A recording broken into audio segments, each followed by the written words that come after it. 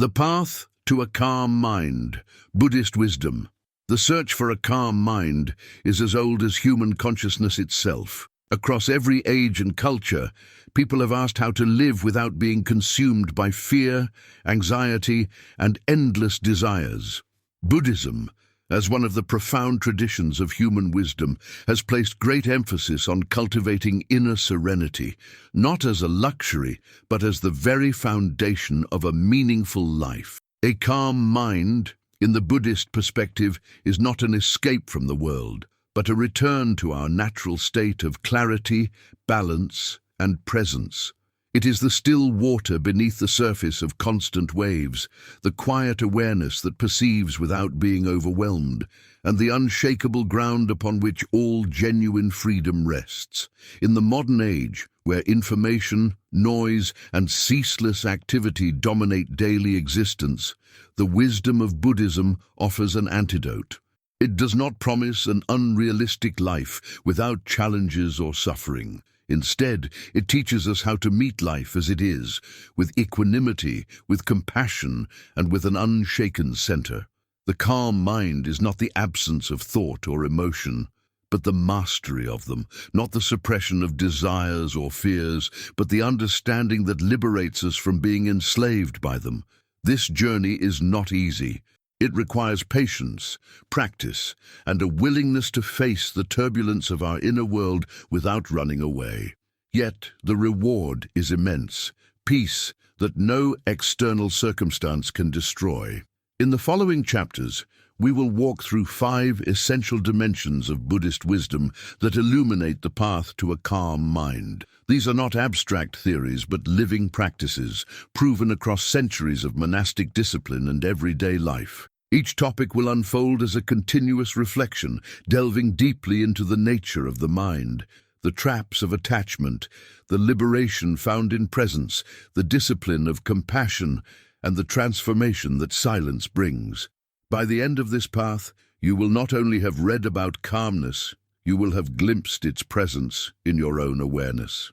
Let us begin. Understanding the nature of the restless mind. The human mind is restless by nature.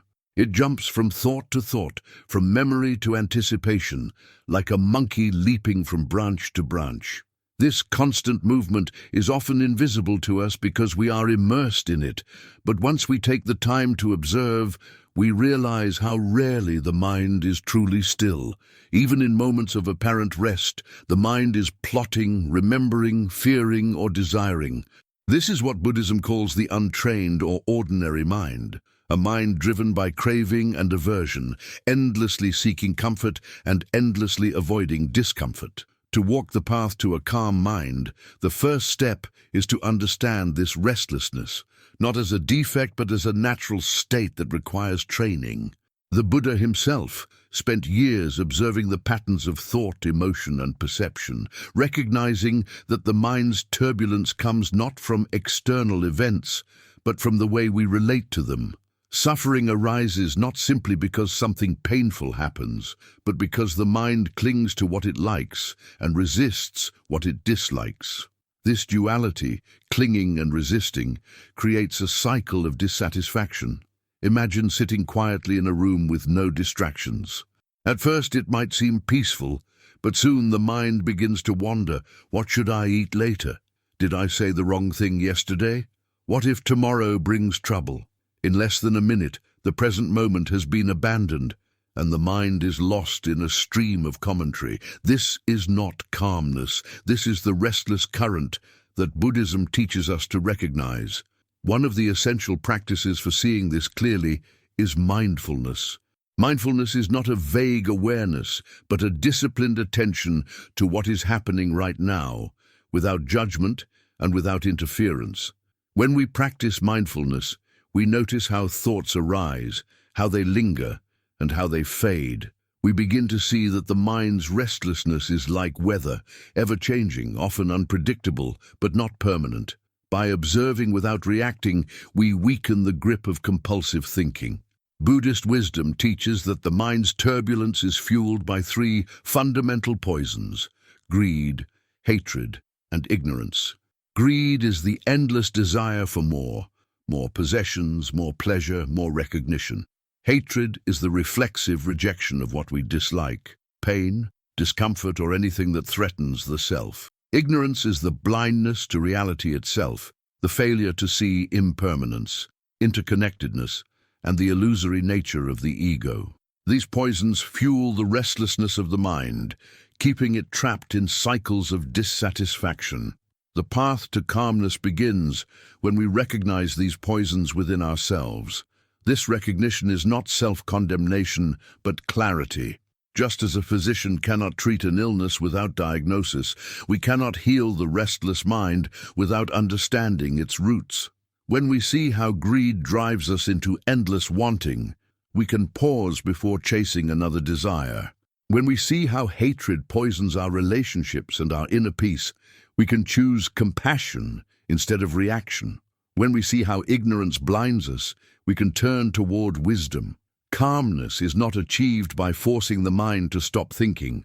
It is achieved by cultivating insight into the nature of thought itself. Consider the image of a pond. If the surface is stirred by constant winds, it cannot reflect the moon clearly.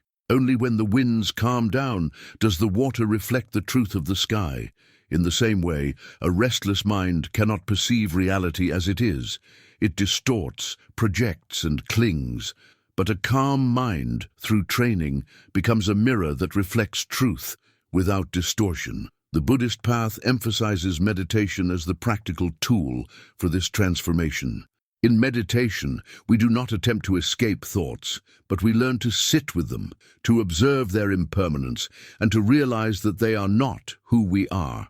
Thoughts are events in the mind, not the essence of the self. By disentangling our identity from the flow of thought, we create space, and in that space, calmness arises. Yet, calmness is not limited to meditation cushions. It must enter daily life. When standing in line at a store, when receiving criticism, when facing uncertainty at work, the restless mind leaps into judgment, anger, or fear.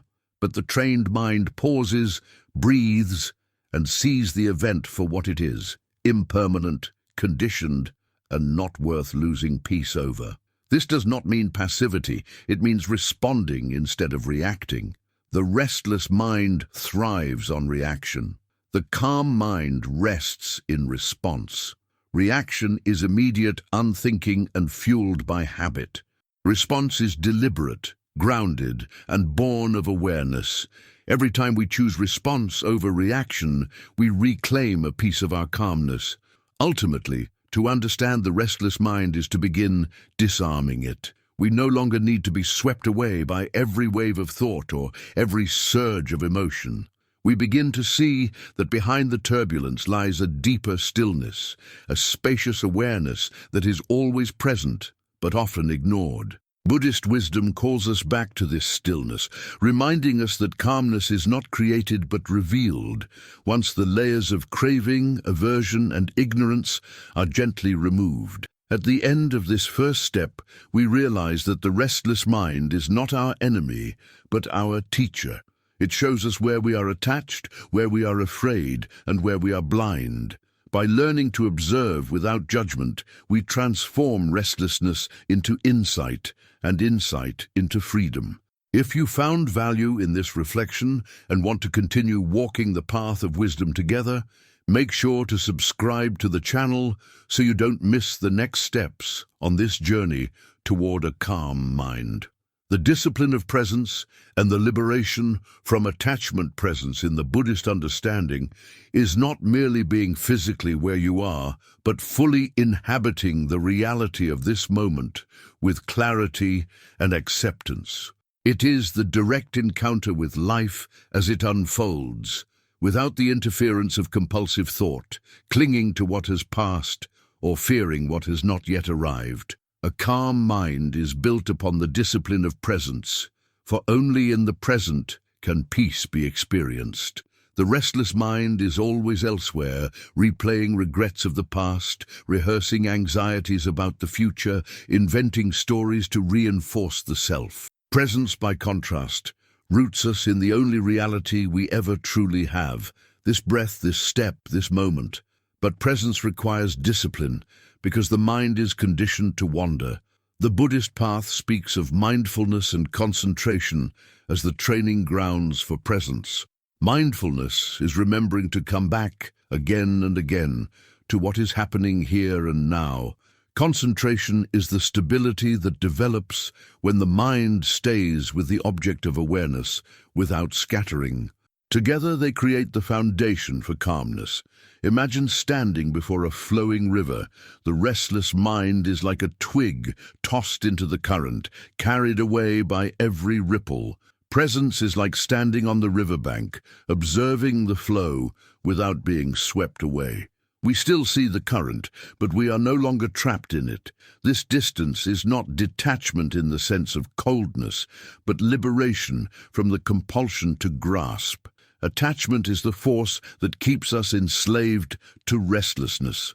When we are attached, we demand that life conform to our preferences.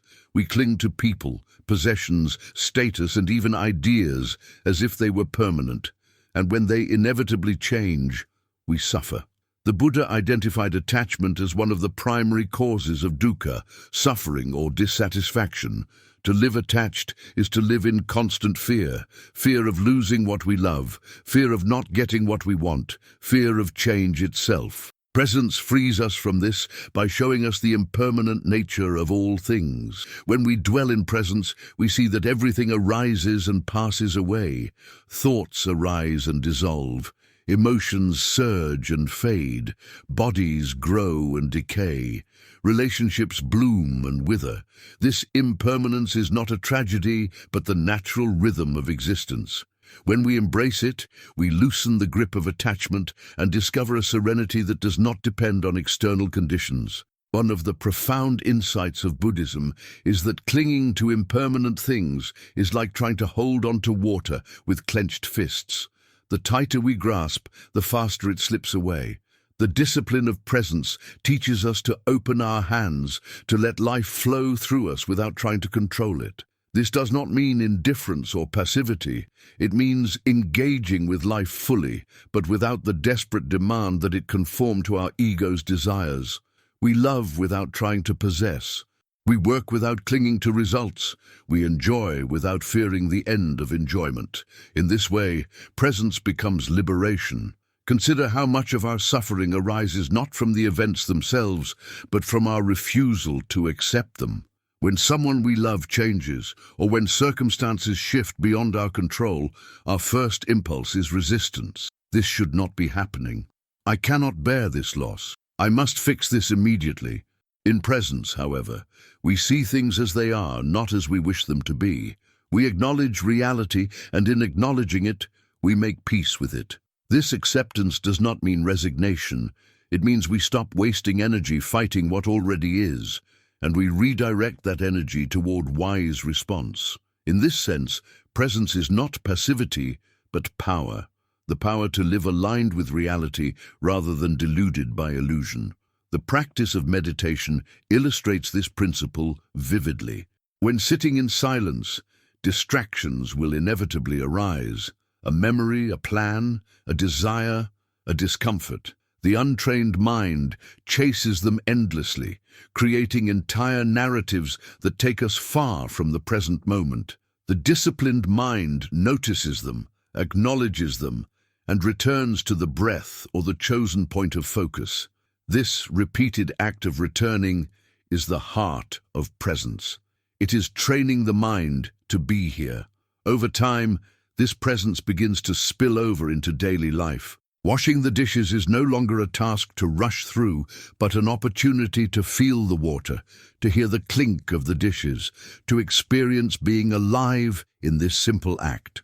Walking is no longer just a way to get somewhere, but a meditation in motion, a chance to feel the ground beneath our feet and the rhythm of our steps. Eating is no longer a distraction, but a communion with the nourishment of the earth. In these small moments, presence transforms the ordinary into the sacred.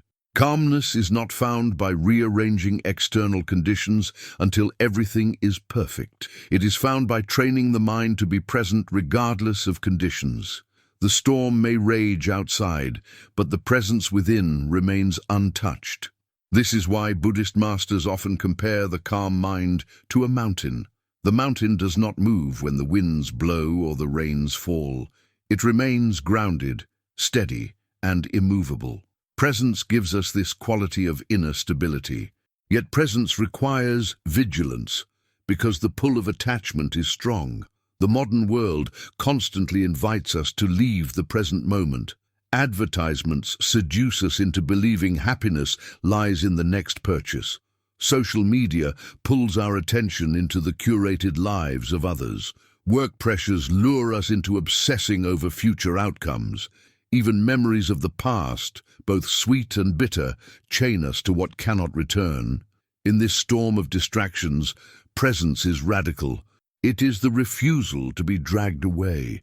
It is the courage to say, "This moment is enough." Attachment, when examined deeply, is rooted in the illusion of a separate self. We cling because we believe there is a solid me, who owns things, who needs protection, who defines itself through possessions and relationships.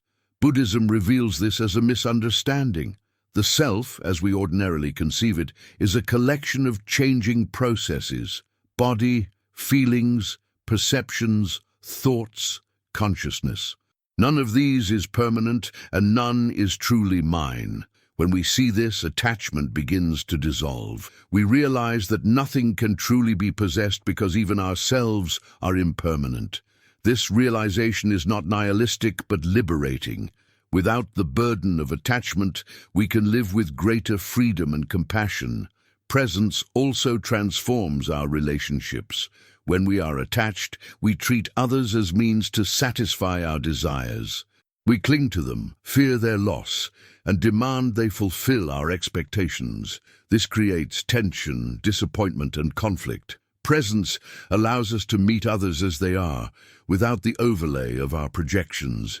We listen deeply without preparing our reply. We love without trying to own. We forgive because we see that holding on to resentment only poisons ourselves. In this way, presence dissolves the barriers between self and other, allowing genuine connection to flourish. The discipline of presence is not mastered overnight. It is cultivated through consistent practice, through falling away and returning again. Even advanced practitioners experience moments of distraction, but they return more quickly, with less struggle. The path to a calm mind is not about perfection, but persistence. Each moment of returning is a victory, each act of awareness a seed of serenity. Furthermore, presence prepares us for the inevitable challenges of life: sickness, loss, aging, and death. These are not aberrations, but certainties, and the attached mind resists them with fear and denial. Presence teaches us to meet them directly. When pain arises, we feel it without adding the second arrow of mental anguish. When loss occurs, we grieve without clinging to the demand that things remain unchanged. When death approaches, we face it as the natural unfolding of impermanence, with the calm acceptance of one who has trained in presence. In this way, presence is the ultimate preparation for life and death alike. The calm mind born of presence is not fragile.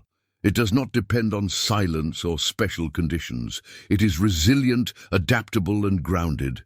It can work in the noise of the city, speak in the heat of conflict, and act in the complexity of daily responsibilities without being overwhelmed. This calmness does not make us passive observers of life, but active participants who are no longer enslaved by craving and fear. In presence, we discover the paradoxical truth: the less we cling, the more fully we live. To practice presence, one must begin with small steps: a single mindful breath, a pause before reacting, a moment of gratitude for what is here. These small acts accumulate, slowly reshaping the mind. Over weeks, months, and years, the restless mind softens. The grip of attachment loosens, and a profound calmness emerges. This is not a fleeting calm, but a stable foundation, a state of being that cannot be shaken by external storms. Presence reveals that calmness was never something to achieve, but something already within us, obscured by distraction and attachment. When the clouds of restlessness part, the sky of awareness shines through, vast and serene. The discipline of presence clears those clouds, revealing the calm mind that was there all along. This is the essence of Buddhist wisdom, the recognition that liberation is not elsewhere, not in some distant future, but here, in this moment, when we are fully present. By freeing ourselves from attachment, by returning again and again to presence, we walk the path to peace. The mind that once leapt from desire to desire, from fear to fear, becomes steady, luminous, and calm. And so, as we continue on this path, let us not seek to escape life, but to embrace it fully, without clinging, without fear, with presence in every breath. For in presence, we find the calm mind that no storm can disturb. If this reflection speaks to you and you wish to deepen your journey into Buddhist wisdom and the art of calm living, I invite you to subscribe to the channel so that you can continue with us on this path of presence and peace. Compassion as the foundation of inner peace. Compassion is often misunderstood as weakness, sentimentality, or indulgence, yet in Buddhist wisdom, it is seen as one of the highest expressions of strength, wisdom, and clarity. A calm mind is not only a mind free from restlessness and attachment, but also a mind that radiates compassion toward oneself and others. Without compassion, calmness can become cold detachment, a form of indifference that shuts down the heart. With compassion, calmness is alive, warm, and inclusive, turning serenity into a living force that heals both the self and the world. To walk the path to a calm mind without cultivating compassion would be incomplete, because the restless mind often feeds on anger, resentment, and self-judgment. Compassion dissolves these poisons and allows us to rest in peace. In the Buddhist tradition, compassion, karuna, is inseparable from wisdom. Wisdom allows us to see the nature of reality, impermanence, interconnectedness, and the absence of a permanent self. Compassion allows us to respond to this reality with kindness and care. To see impermanence without compassion can lead to despair. To see suffering without compassion can lead to indifference. But when we unite insight with compassion, we discover a profound calmness, because our mind no longer fights against reality, but embraces it with love. Compassion is therefore not optional. It is the very soil in which the flower of calmness grows. Consider how often the restless mind is agitated by anger. Someone insults us, and the mind burns with indignation. Someone disappoints us, and the mind festers with resentment.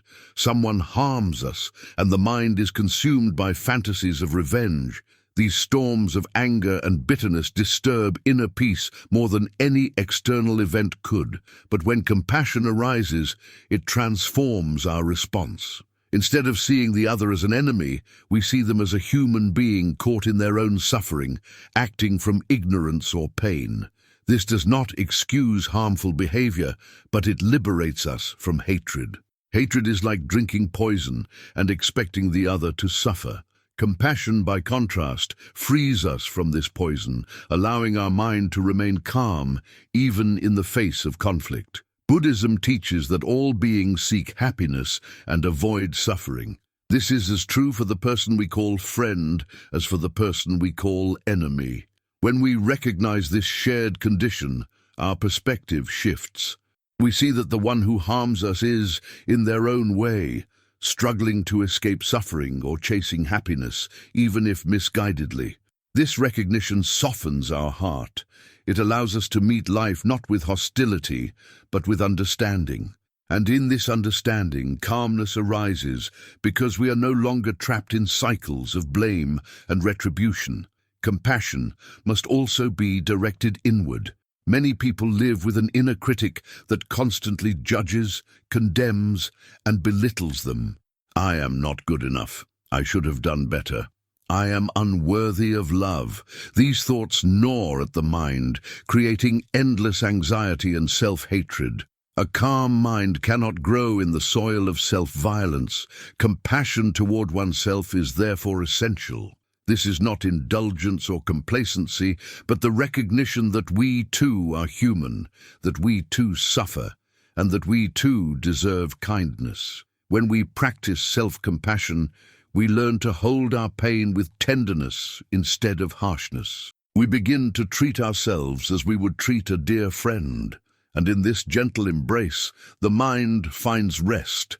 Meditation practices such as loving kindness, metta, meditation, directly cultivate compassion. In this practice, we begin by sending wishes of well-being to ourselves. May I be safe, may I be happy, may I be healthy, may I live with ease. Then we extend these wishes outward, first to loved ones, then to neutral people, then to those with whom we have conflict, and finally to all beings everywhere. This gradual expansion trains the heart to include everyone in its circle of care. Over time, the barriers between self and other soften. We feel less alone and less threatened because we experience the world as a web of beings all striving for the same basic needs. In this vast compassion, calmness naturally arises. Compassion also transforms how we respond to suffering in the world. The restless mind often reacts to suffering with either aversion, turning away because it is too painful, or with despair, becoming overwhelmed and paralyzed. Compassion offers a third way. It allows us to face suffering directly, to acknowledge it fully without being consumed by it. Compassion gives us the courage to be present with suffering while maintaining equanimity. It moves us to help where we can, but without clinging to outcomes, because we know we cannot eliminate all suffering. In this balance, calmness remains intact, even amidst the sorrows of the world. It is important to note that compassion does not mean allowing oneself to be harmed or exploited. True compassion includes wisdom, and wisdom knows when to say no, when to set boundaries, and when to walk away. Compassion without wisdom can become enabling. Wisdom without compassion can become cold. The calm mind integrates both. It loves without attachment, it cares without fear, and it protects without hatred. In daily life, compassion can be practiced in simple ways. It can be a smile to a stranger, a kind word to someone in pain, a moment of patience when someone is rude. These small acts ripple outward, creating an atmosphere of peace. They also ripple inward, because every act of compassion softens our own heart, releasing us from the armor of defensiveness and fear. When we live compassionately, we carry less tension, less anger, and less anxiety. Calmness becomes our natural state, because our heart is no longer at war with the world. Compassion also reveals the illusion of separateness. The restless mind is obsessed with me and mine. It sees the world in terms of self and other, us and them, friend and enemy. This duality creates endless conflict. Compassion dissolves these walls. It allows us to see that we are interconnected, that the suffering of others is not separate from our own, that the joy of others enriches our own. In this recognition of interbeing, calmness deepens because we no longer live in isolation. We live in communion with the vast web of life. The discipline of compassion requires practice because the habitual patterns of anger, judgment, and indifference are deeply ingrained. At first, it may feel unnatural to respond with compassion to someone who has hurt us. It may feel artificial to wish happiness for an enemy. But over time, with practice, the heart changes. Just as a muscle grows stronger with exercise, compassion grows stronger with use. And as compassion grows, calmness grows, because the poisons of hatred and resentment lose their hold. The path of compassion also includes forgiveness. Forgiveness is not about excusing harmful behavior or pretending nothing happened. It is about releasing ourselves from the burden of carrying anger and resentment. When we refuse to forgive, we chain ourselves to the past. We relive the hurt again and again, disturbing our peace. Forgiveness is cutting those chains. It is saying, I will not let this poison me any longer. This release is an act of compassion for oneself as much as for the other. In forgiveness, calmness blooms because the heart is no longer weighed down. Compassion also teaches us to relate to our own emotions differently. When sadness arises, instead of judging it or trying to push it away, we meet it with compassion.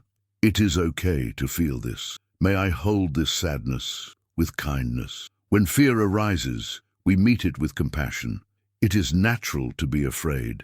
May I be gentle with myself. In this way, every emotion becomes an opportunity to practice compassion. And as we practice, the storms of emotion lose their destructive power. The mind remains calm because every wave is embraced rather than resisted. Ultimately, compassion reveals itself as the natural expression of a calm mind. When the mind is free from greed, hatred, and ignorance, compassion flows effortlessly, like water from a spring. And when compassion flows, calmness is sustained, because the heart is no longer divided. We are no longer fighting against ourselves, against others, or against life itself. We are living in harmony with kindness as our guide. To live compassionately is to live calmly. To live calmly is to live compassionately. The two cannot be separated. Together they form the essence of Buddhist wisdom, the foundation of peace within and peace without. As you continue on this journey, reflect on how compassion can transform your own life. Reflect on the ways anger and resentment disturb your peace, and on how compassion could free you. Reflect on the ways self-criticism wounds you, and on how self-compassion could heal you. Reflect on the ways indifference isolates you, and on how compassion could connect you. In these reflections you will find not only insight, but also the living experience of calmness. This is the path that Buddhist wisdom offers, to open the heart, to extend compassion to all beings, and to discover in that opening the serenity that cannot be shaken. If you want to continue learning how compassion and wisdom can guide your life toward peace, remember to subscribe to the channel so you can walk with us further on this path to a calm mind. The transformative power of silence. Silence in the Buddhist tradition is not merely the absence of sound, but the presence of awareness. It is the stillness in which the mind's noise subsides and the deeper truths of existence are revealed. In modern life, silence is rare. We are surrounded by constant stimulation, the hum of machines, the chatter of conversations, the endless stream of digital notifications, the unrelenting demands of work. Even when external noise diminishes, the internal noise continues. The mind chatters with thoughts, worries, and fantasies. True silence, therefore, is not simply finding a quiet room, but cultivating an inner space where the turbulence of thought gives way to clarity. It is this silence that transforms the restless mind into a calm one. The Buddhist path often emphasizes noble silence, a state in which speech is restrained not out of repression, but out of wisdom. Words are powerful, but they are also limited and often misused. They can wound, mislead, or distract. Silence allows us to step back from the compulsion to express and to discover what lies beneath. In silence, we begin to hear the subtle truths that words often obscure. We realize that calmness is not something created by more thinking, more talking, or more analyzing, but something uncovered when the mind is quiet. When practitioners enter retreat, they often experience the shock of silence. At first, the absence of conversation and distraction feels uncomfortable, even unbearable. The restless mind, deprived of its usual outlets, rebels. Thoughts grow louder, emotions surge, memories flood in. This is the detox of the mind. Silence exposes the inner noise that daily life keeps hidden. Yet, if one persists, a shift occurs. The thoughts begin to slow, the emotions settle, and an expansive awareness emerges. In this awareness, there is no longer a need to fill the space with chatter. The silence itself becomes nourishment, a balm that soothes the restless mind. This transformative power of silence lies in its ability to reveal impermanence and interdependence. When the mind is noisy, we are caught in stories, judgments, and identities. In silence, these stories dissolve. We see thoughts arise and vanish, like echoes in an empty hall.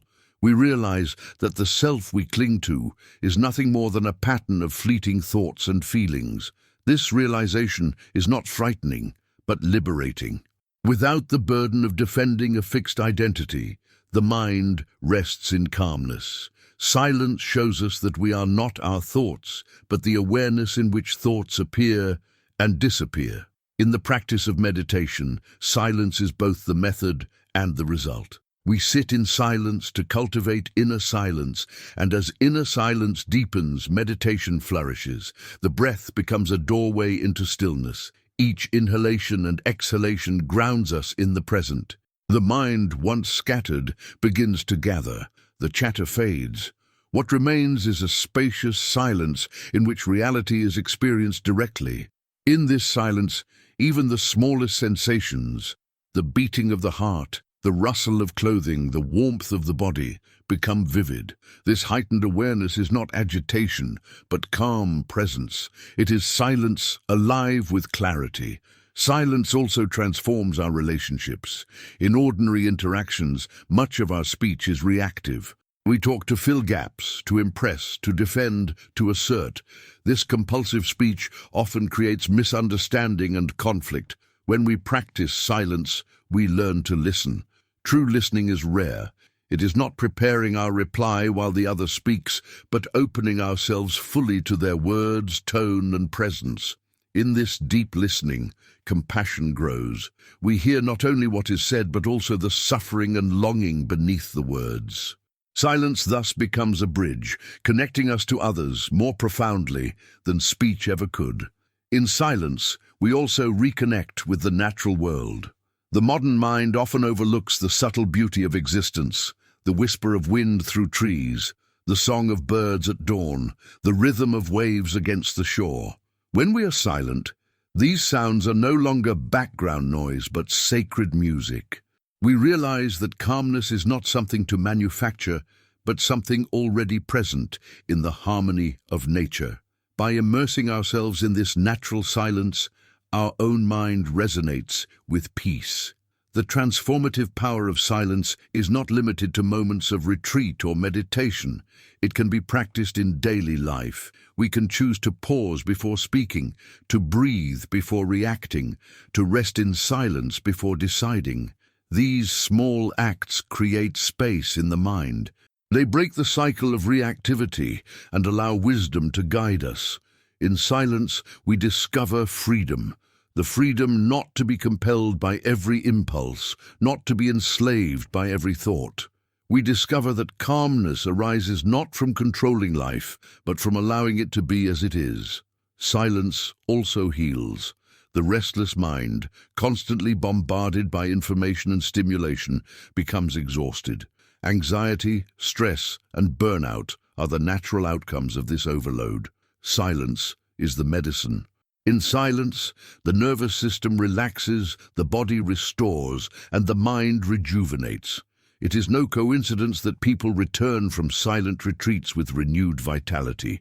Silence is not emptiness, but fullness. It replenishes the soul. Yet silence is often feared. Many people avoid silence because it confronts them with themselves.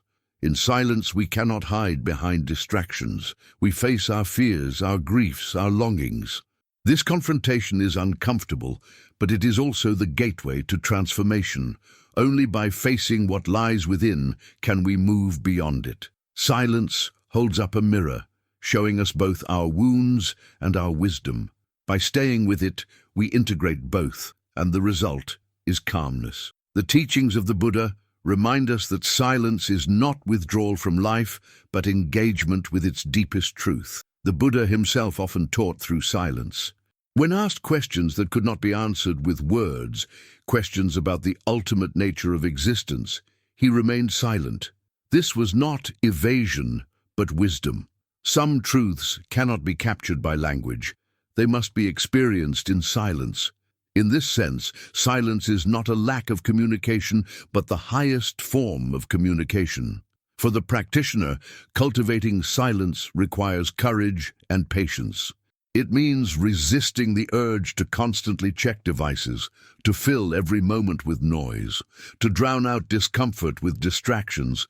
It means setting aside time to simply sit, to walk, to breathe in silence. At first, the silence may feel oppressive, but gradually it becomes a friend. It becomes the ground in which calmness grows. The calm mind born of silence is unshakable. It does not depend on external quiet because it carries silence within. Even in the midst of noise and chaos, the silent mind remains still. This inner silence is the essence of Buddhist wisdom. It is the recognition that beneath the surface turbulence of thought and emotion lies a boundless awareness that is always calm, always free. Silence also deepens compassion. When we are silent, we stop projecting our stories onto others. We see them more clearly, without the filter of our judgments. We recognize their suffering and our shared humanity. This recognition opens the heart. Compassion flows naturally, not as an obligation, but as a spontaneous response.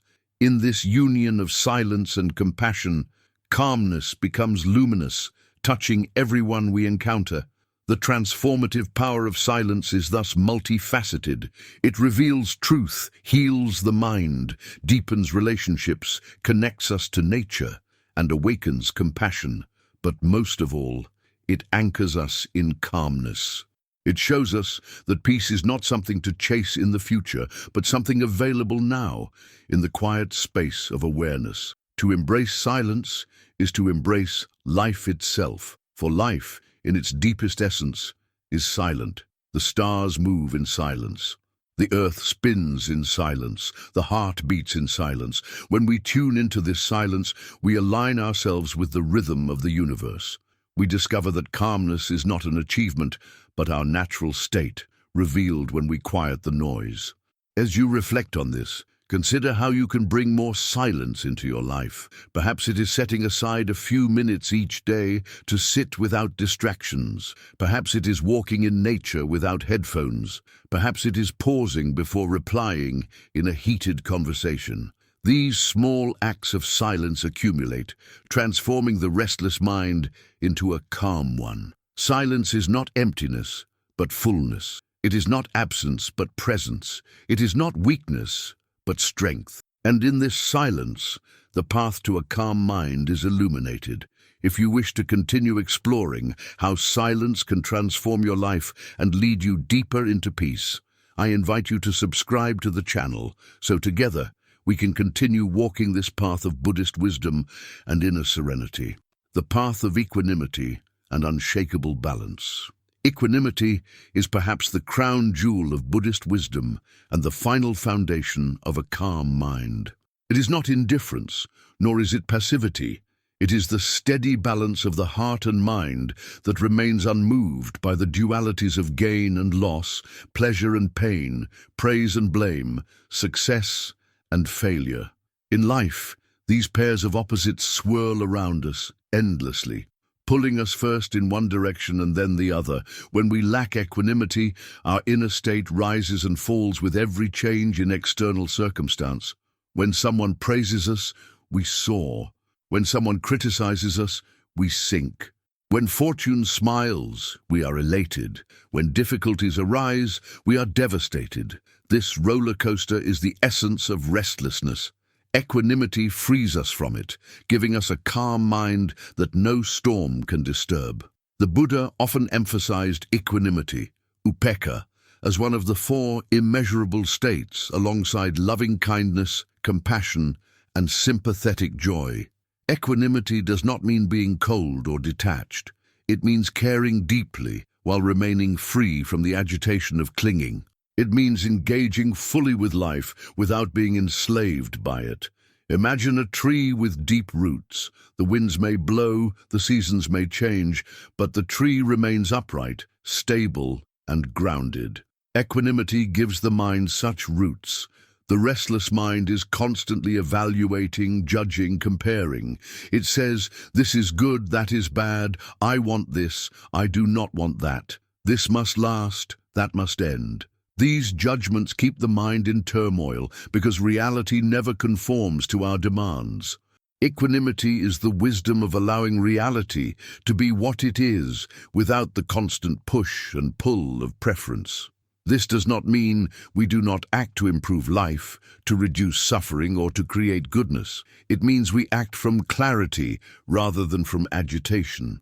We do what is skillful, but we do not cling to outcomes. We sow seeds, but we do not demand when or how the fruit will appear. In this way, equanimity preserves calmness, even in the midst of uncertainty. Equanimity also transforms how we relate to our own inner world. The restless mind is tossed about by emotions. Joy arises, and we cling to it, desperate for it to remain. Fear arises, and we resist it, desperate for it to end. Anger arises, and we are consumed by it, losing our balance. Equanimity allows us to see emotions for what they are, temporary states arising from conditions, passing through and dissolving. With equanimity, we can sit with joy without clinging, sit with fear without fleeing, sit with anger without acting destructively. This inner stability is the hallmark of a calm mind. The practice of meditation cultivates equanimity by training us to observe without reacting. When a thought arises, we note it without judgment. When a sensation arises, we experience it without grasping or resisting. Over time, this practice rewires the mind. We become less reactive, more spacious, more balanced. We realize that we do not need to control everything to be at peace. We can allow life to flow, trusting in impermanence. One of the greatest obstacles to calmness is the illusion of control. We believe that if we plan carefully enough, work hard enough, manipulate cleverly enough, we can prevent pain and guarantee happiness. But life does not obey our commands. Illness comes, losses occur, relationships change, death approaches. The attempt to control the uncontrollable is the essence of anxiety. Equanimity dissolves this illusion. It accepts that life is uncertain, that outcomes are unpredictable, that change is inevitable. In this acceptance, the mind relaxes. Calmness is restored, not because everything is perfect, but because we no longer demand that it be. Equanimity also extends to how we see others. In the absence of equanimity, we cling to those we like and push away those we dislike. We treat some with kindness and others with hostility, depending on whether they fulfill our desires. This partiality creates division and conflict. Equanimity, however, sees all beings with equal regard. It recognizes that all share the same basic nature, the wish to be happy and the wish to avoid suffering. With equanimity, we can extend compassion and kindness to friend and stranger alike, without discrimination. This universal regard strengthens calmness because the heart is no longer torn by bias and favoritism. It is important to clarify that equanimity does not mean apathy. Apathy is the absence of care, while equanimity is the presence of wise care. The equanimous mind still acts, still loves, still seeks justice, but it does so without being consumed by attachment.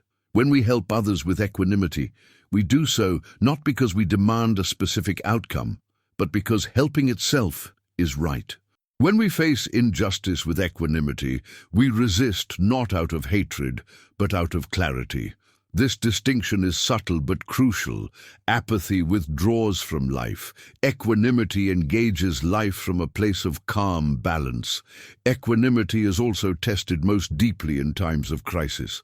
It is easy to be calm when conditions are pleasant, but true equanimity reveals itself when conditions are hard. When illness strikes, when loved ones suffer, when death approaches, the equanimous mind does not collapse. It feels the pain, it acknowledges the sorrow, but it remains grounded. This does not mean it is numb.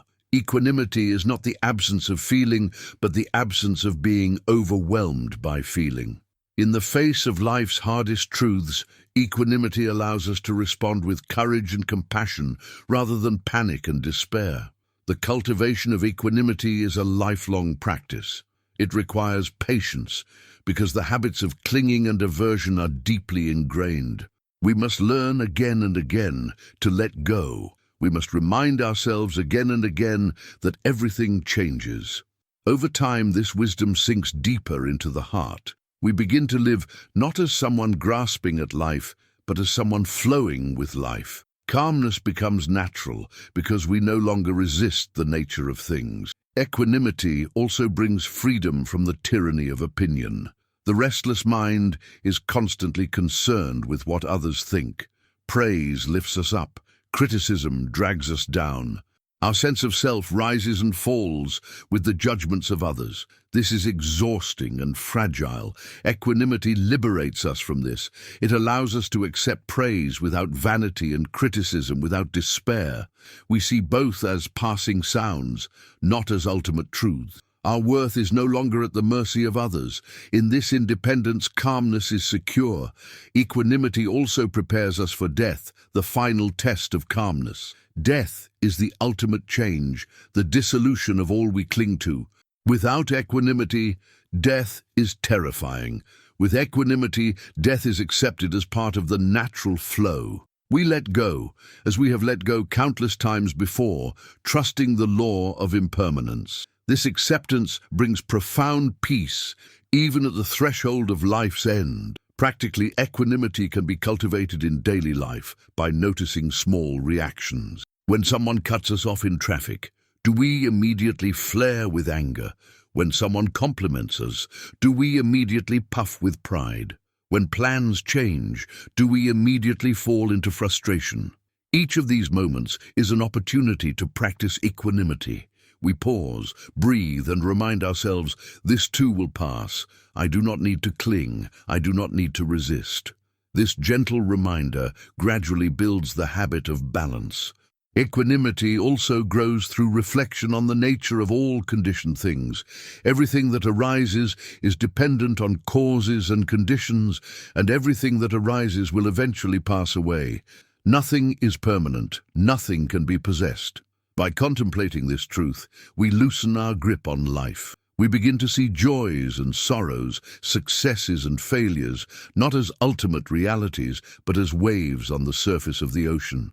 The ocean remains vast and calm, even as waves rise and fall. Our awareness, grounded in equanimity, becomes like that ocean. In Buddhist teachings, equanimity is not an isolated quality, but the culmination of a path. Loving kindness softens the heart. Compassion opens it to suffering. Sympathetic joy celebrates the happiness of others. Equanimity balances them all, ensuring that our love does not become attachment, our compassion does not become burnout, our joy does not become envy. Equanimity is the steady hand that guides the heart's generosity, keeping it clear and calm. As equanimity deepens, we discover a profound freedom. We are no longer slaves to circumstances. We are no longer tossed about by every change in fortune. We engage life fully but without fear. We love deeply but without clinging. We act wisely but without obsession. We rest in calmness, not because life is easy, but because we have trained the mind to remain steady. This is the ultimate calm mind, unshakable, luminous, free. The path to such equanimity is gradual, but every step matters. Every moment we pause instead of reacting, every time we let go instead of clinging, every time we accept instead of resisting, we strengthen equanimity. These small acts accumulate, shaping the mind into a sanctuary of calmness. Over time, we realize that equanimity is not something we add to ourselves, but something we uncover. It is our natural state, when the poisons of greed, hatred, and ignorance are dissolved. To live with equanimity is to live with serenity in the midst of life's storms. It is to be free not from change, but from being enslaved by change. It is to discover a calmness so profound that no external force can disturb it. This is the gift of Buddhist wisdom, the final step on the path to a calm mind. If you have found value in this reflection and wish to continue exploring how equanimity can transform your life, make sure to subscribe to the channel so that together we may continue to walk this timeless path of balance, wisdom, and inner calm.